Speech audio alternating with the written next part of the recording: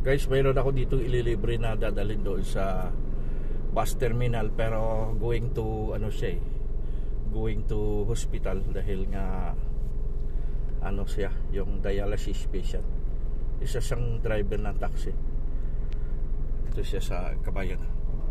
Kung napapansin nyo dyan, ito nagiging pasahero ko siya. So dahil ang aking kaibigan na vlogger si PD Vlogs nagbibigay libre sa mga pasahero ko, siya yun ang sinisingil ko kung may pasahero akong dinadala ko sa ospital o kaya dinadala ko doon sa dialysis center.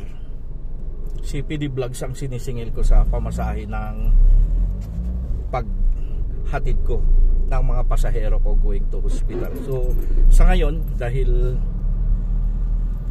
pasahero ko ito'y dialysis patient, so librehin natin sa pamasahe.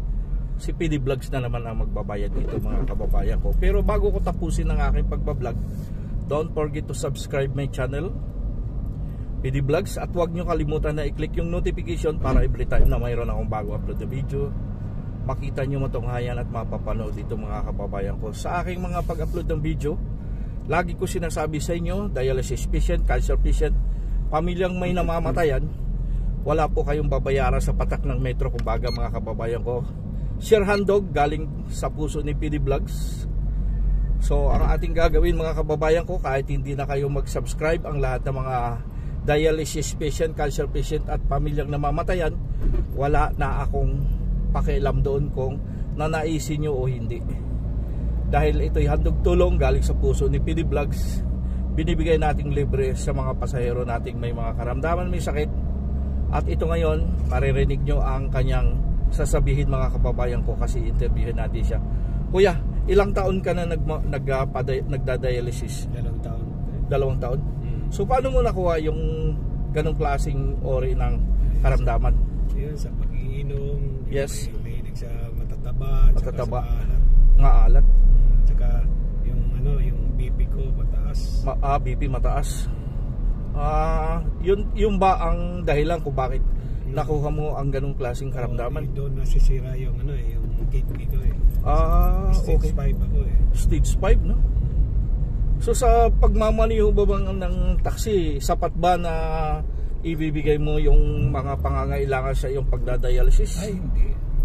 Hindi ha, okay. So ayan, mga kabayan, no, narinig nyo ba?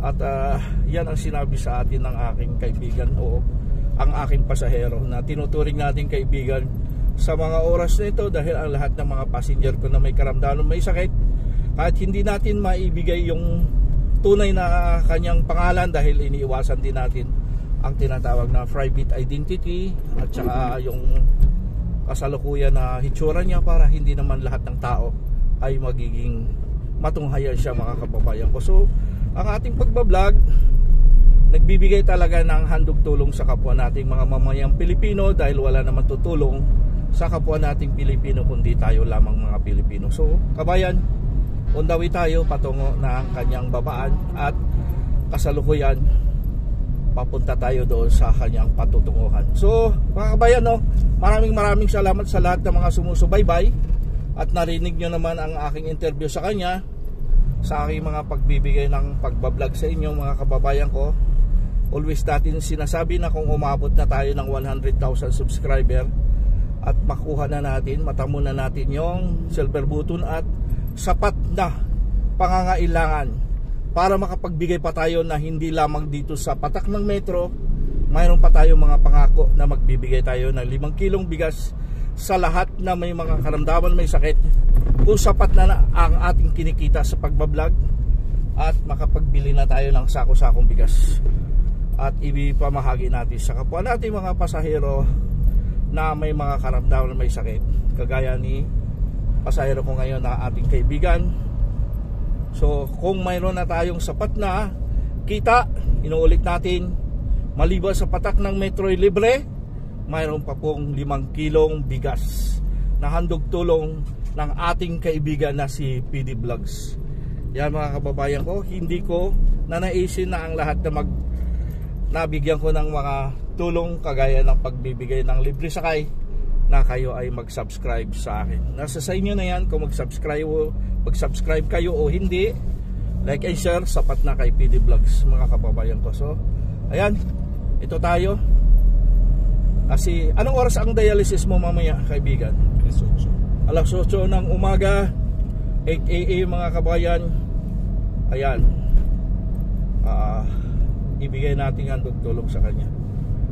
So siguro hindi ko napahabain ang aking pagbablog.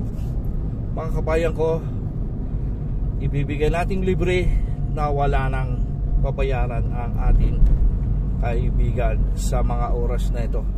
Umagang kay ganda, madaling araw dito sa Pilipinas. Hindi natin alam kung anong oras doon sa iba't ibang bahagi ng ating mundo. Mga OFW natin ng mga bayaning buhay around the world, TikToker members, Millennials Group, at sa ating bayang Pilipinas, Luzon, Visayas at Mindanao, sa lahat ng mga TikToker members, Millennials Group, at sa lahat ng mga kababayan natin na mga YouTuber, vlogger. Kumusta kayo? Magandang umaga sa ating lahat. Good morning sa ating lahat. Umagang kay ganda sa lahat. At sa lahat na may birthday, happy birthday.